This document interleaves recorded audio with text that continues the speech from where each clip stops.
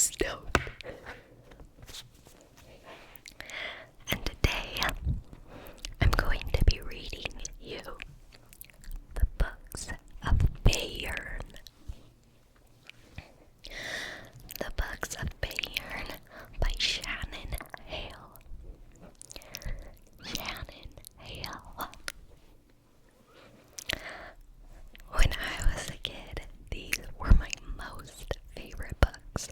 I think this is the full series, the first full series I ever fell in love with. And so it's very nostalgic for me, and I haven't reread them for a really long time. But when I was younger, I think I read the series like 6 times. I was obsessed. I really love all the characters and the world building. It's just a really cozy read.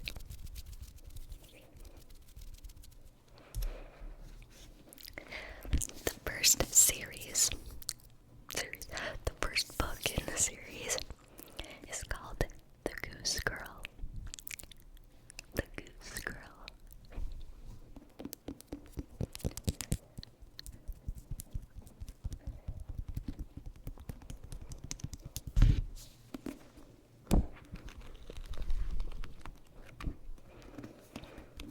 And I just got these in the mail a little while ago, so I'm super excited.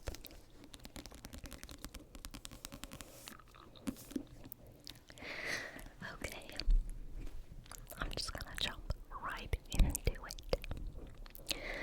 New York Times bestselling author Shannon Hale. The Books of Bayern.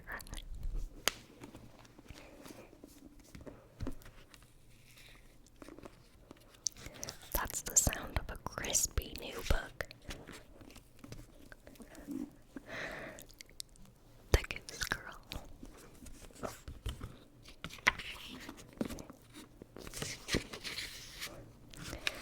The dedication says, 14, best friend, companion,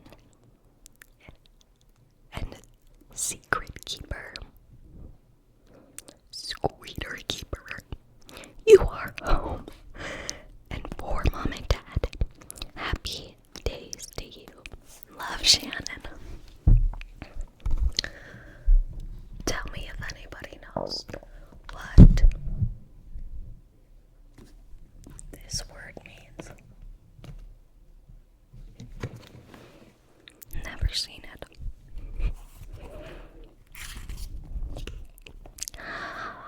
Yes.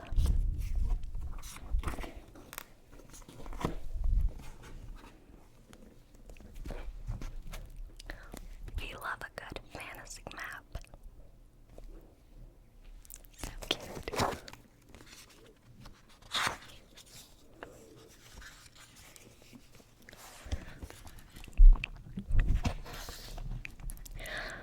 Part 1. Crown Princess. Chapter 1. She was born Anna Dori Taliana Italy, Crown Princess of Gildenry. I might be butchering the pronunciation. And she did not open her eyes for 3 days. The pacing queen directed ministers and physicians to the crib. They listened to her breathing, and her hummingbird heart felt her fierce grip and her tiny fingers, soft as salamander skin. Salamander skin. All was sound, but her eyes did not open. For 3 days, the grave-faced attendants came and went. They prodded her, lifted her lids, slipped thick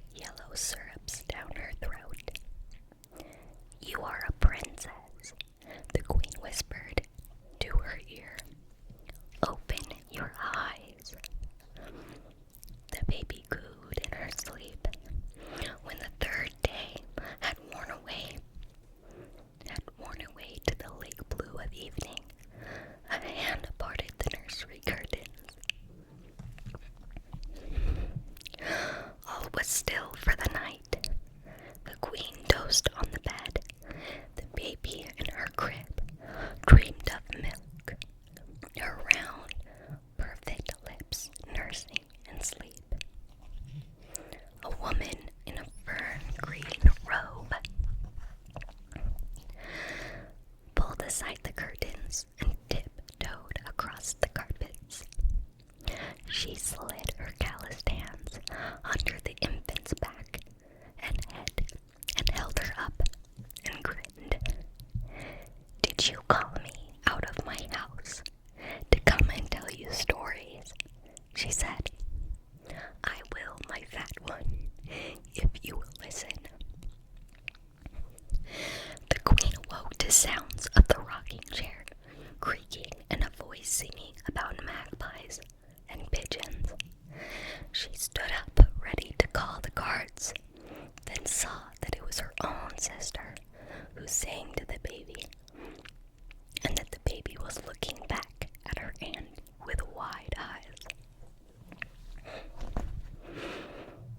It was the aunt who shortened the crown princess name to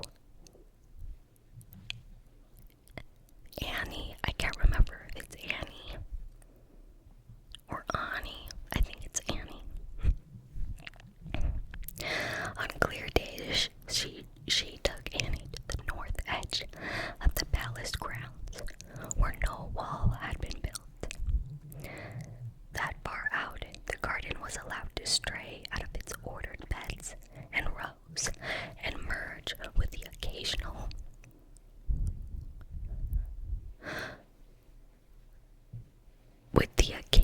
ashen pine.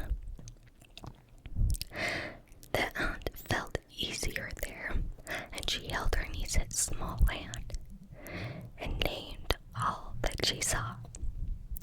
"You see the bird on the tallest branch there, the one with the yellow breast? She's migrating farther north now that the weather is warmer. The blue wing there is looking for twigs and says he has found himself a picky mate." And he began to speak sentences at 1 year. The aunt knew too well that the Gildrians disliked anything outside of the common, and she tried to keep Annie's progress hidden. But the household staff noted it, and rumors began that perhaps the queer green-clad Nurse Mary possessed unnatural methods of awakening a child's words.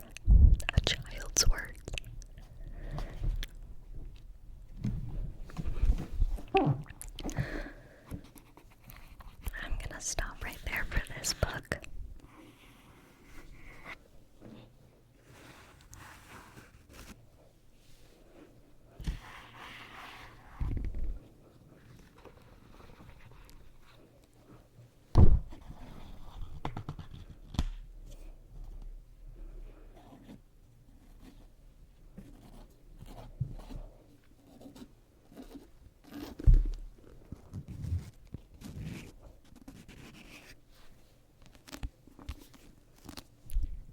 The Goose Girl.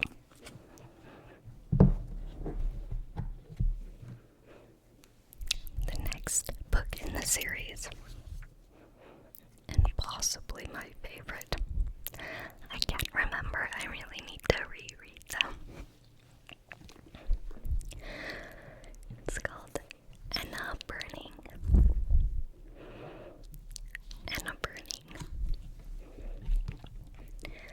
And this is about a character that Annie meets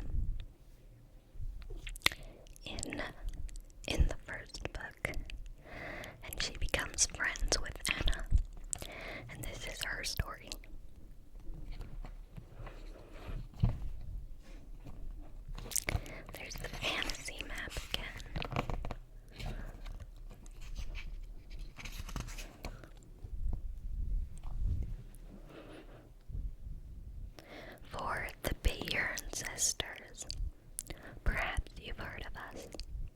Melissa, Katie, and Jessica.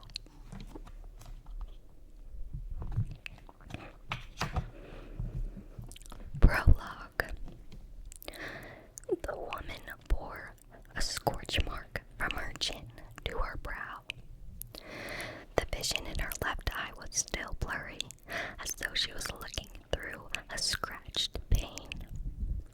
She had been walking away from the burning for a few weeks by now, so supposed the eye would never heal, even if she lived long enough to give it time. Closing her bad eye, she squinted to see where she was going. There was a patch of greenness on the horizon that stretched into the east. A forest. Perhaps that would be far enough away. As the woman walked, she leaped fire unawares, and the dead river wood occasionally smoked beside her or crackled into flame. Once or twice, to ease the burning, the woman threw herself into the stream beside her path, choking on the water and weeping as the stream took away her heat. It was hard to get back up after that, but the memory of the horror she left behind drove her on. Her skin twitched to remember hot ash falling. Her eyes roved as though watching again and again the village in flames. She clutched the sack containing the vellum tighter to her chest, remembered her purpose, and walked faster. She walked until the wet forest air enclosed her and washed the scorched smell from her hair. She walked until she fell. Then she dug where she fell, pulling away handfuls of soil from under a young fir tree. "Here," she said, talking to the fir, "keep this." The woman unrolled the oilcloth and took it out of the vellum. I think that's how you say that word. Looking again at the writing that had started the end of her everything.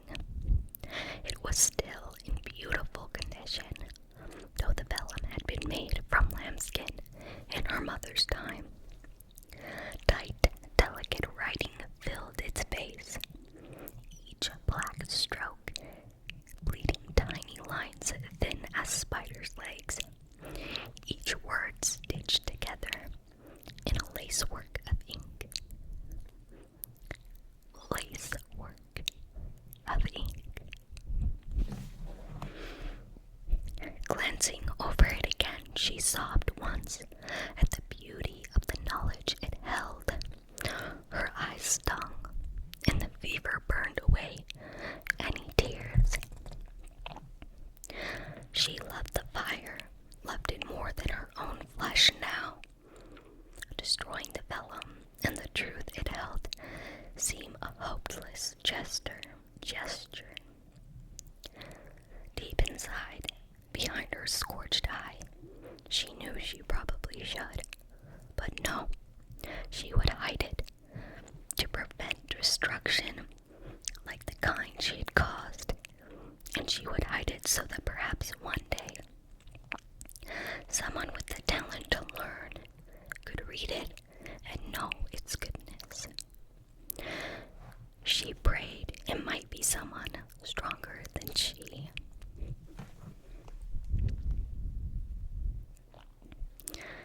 She wrapped the vellum back in its cloth, then slipped both into the slim clay pot she had used for water, burying the tiny coffin beneath the pine. The woman lay down and let herself relax deep inside, where for so long she had trembled to hold the fire at bay. Her control broke, like a tree limb under too much weight, and the snap made her cry out. Heat poured from her chest and pressed out against her skin, burning her as she had burned others. Her blurred eye went dark, her good eyes saw gold, and the forest pulsed with life, then stilled under a winding breeze. She rested her head on the ground, the pine needles pressing into her cheek, and began to crackle. Smoke rose in fragile tendrils, and she watched them rise until she could at last give in fully and die.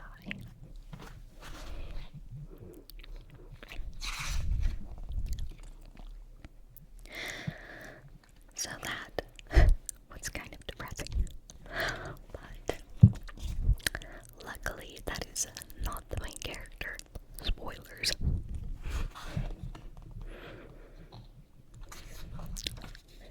I'm going to stop right there for Renna burning.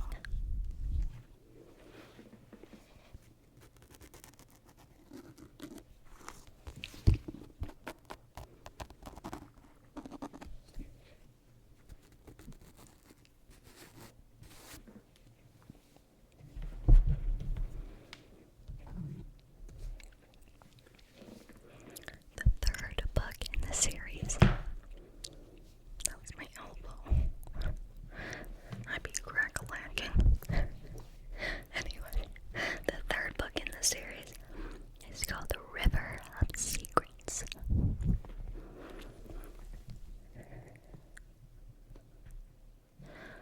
River of Secrets.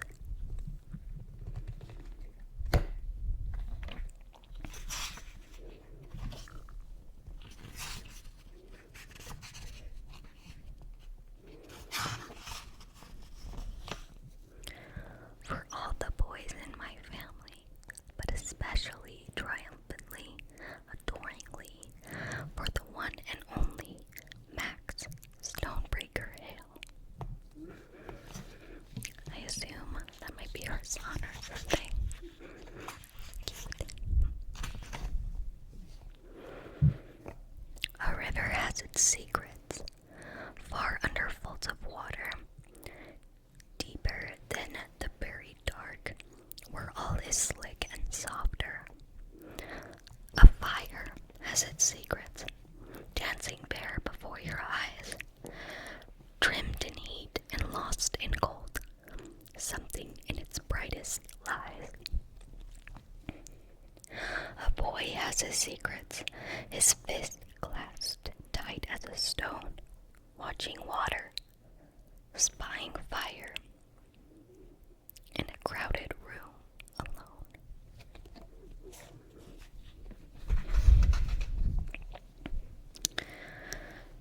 Prologue.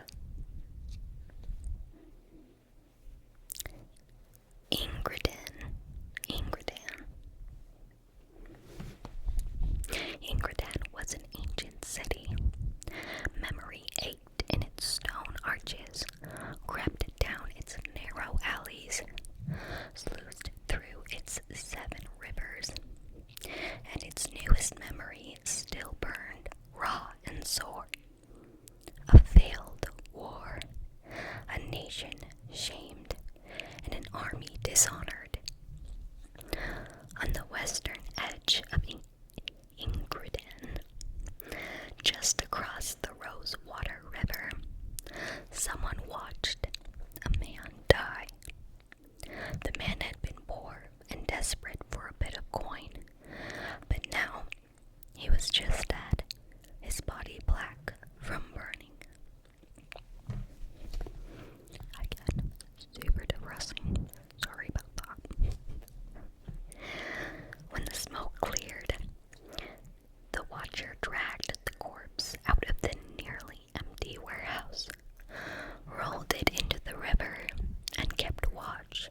as it floated into the sea. "They will pay for making me do this," spoke the voice that no one else heard. "I'll see Bayern in flames."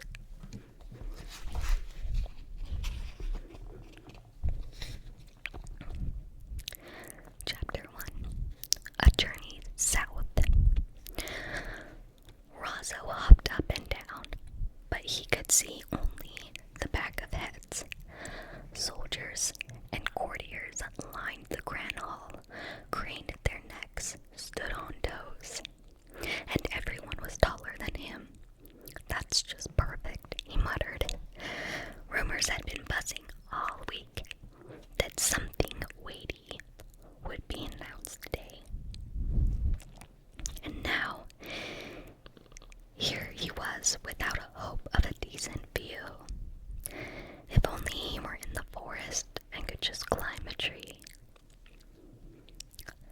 He looked up, then again.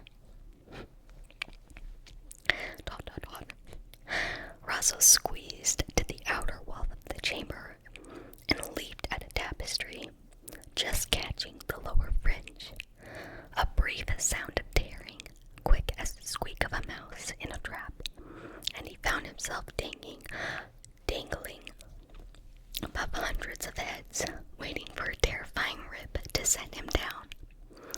The tapestry shivered, then held, so Rozzo crossed his eyes once for luck and climbed up. He pushed his feet against the wall and sprang onto the decorative shelving. At last, he had an agreeable view. I really need to cut my bangs.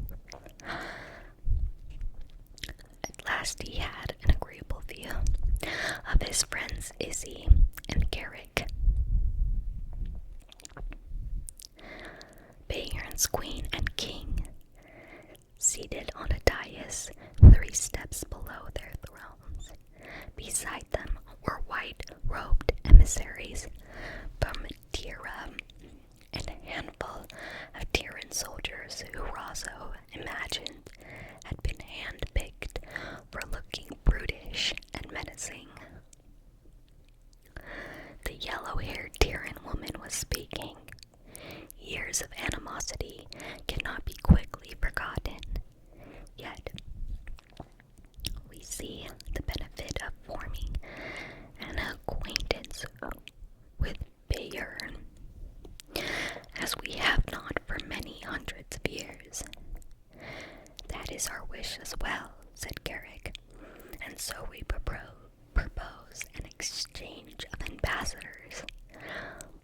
This spring, we'll send one of our own south to live among the Tiran people in the capital city of Ingridin.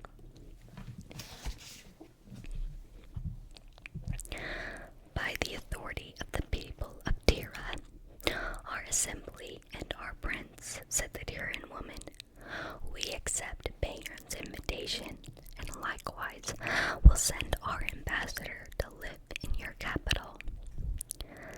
The crowd creaked with astonishment.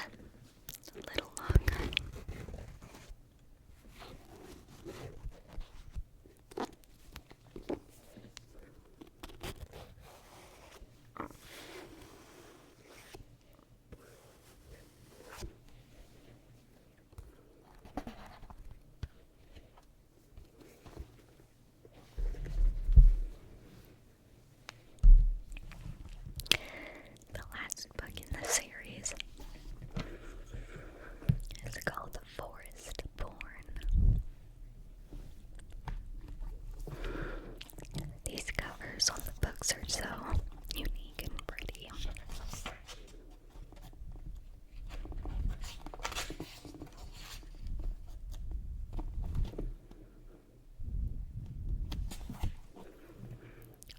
For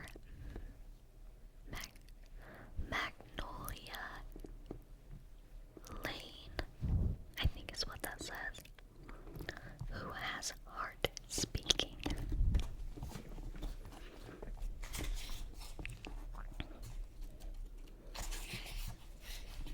Part 1. The City. Chapter 1. Ma had 6 sons. The eldest was big, like his father. The middle boys were middling. By the time Raza was born, all the family's largeness must have been used up. The brothers called him a runt and made him feel that word. He spent winter nights longing for a younger sibling, someone he could call a runt, someone he could push and pinch.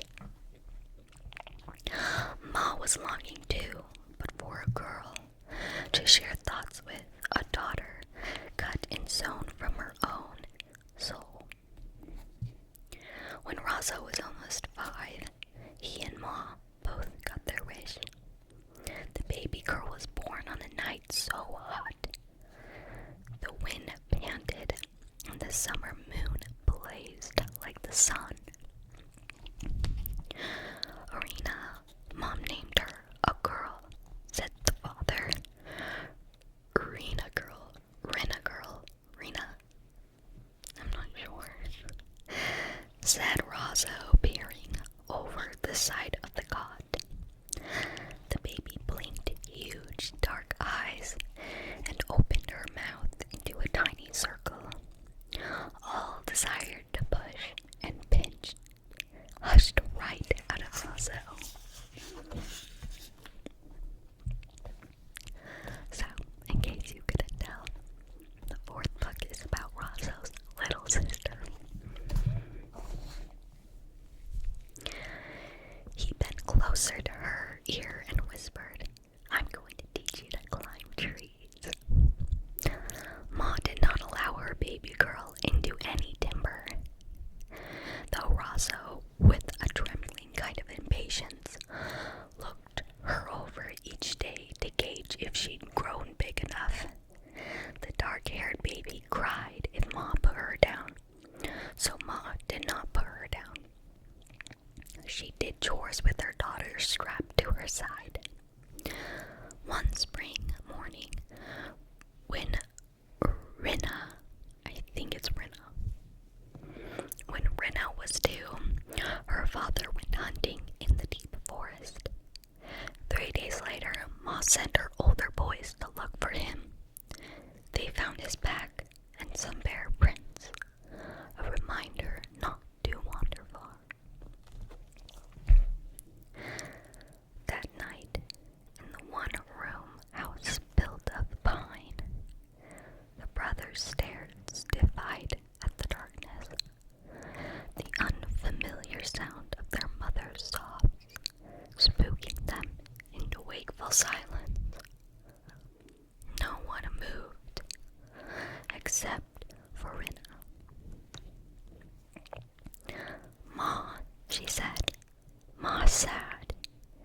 She crawled up her mat at the foot of her parents' cot and lay down by Ma, fitting into the curve of her body.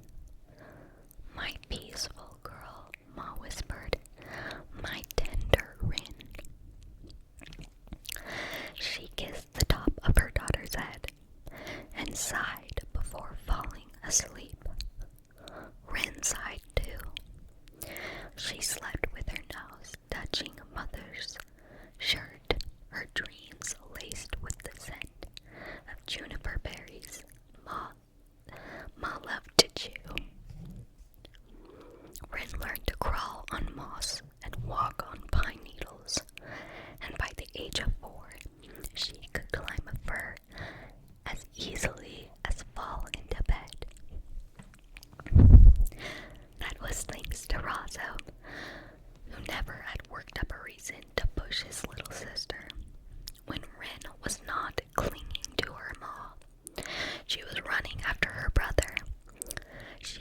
some and laughed at some, but mostly she watched the faces of her brothers, the sway of the trees. She watched the world the way most people breathe air. That girl sees the bones inside birds, her mom would say. That girl can see your soul. It was early autumn, after Ren's 7th birthday, when Rozzo, who was almost 12 and old enough to earn real coin, announced he was going to the city. Ren had never insisted on much from her nearest brother. She never had the need. But now she flushed with indignation. Why should he go someplace so distant and horrible that he could not take his sister along on his shoulders? She would ask him that. She would demand he stay. But she did not have the chance. Rozzo left during the soft side of day, while Ren still slept. He did not say goodbye. 4 days had glided by, pulling a knot of anger tighter in Ren's belly. When Ma left too, called off to help a neighbor birth a baby, Ren stood by her Ma's house, her arms dangling at her sides. Never had she been without both Ma and Rozzo, and she felt like a fledgling perched on the rim of a nest. She stared first into the deep forest, and then back towards the city, where Rozzo had gone. Both directions frightened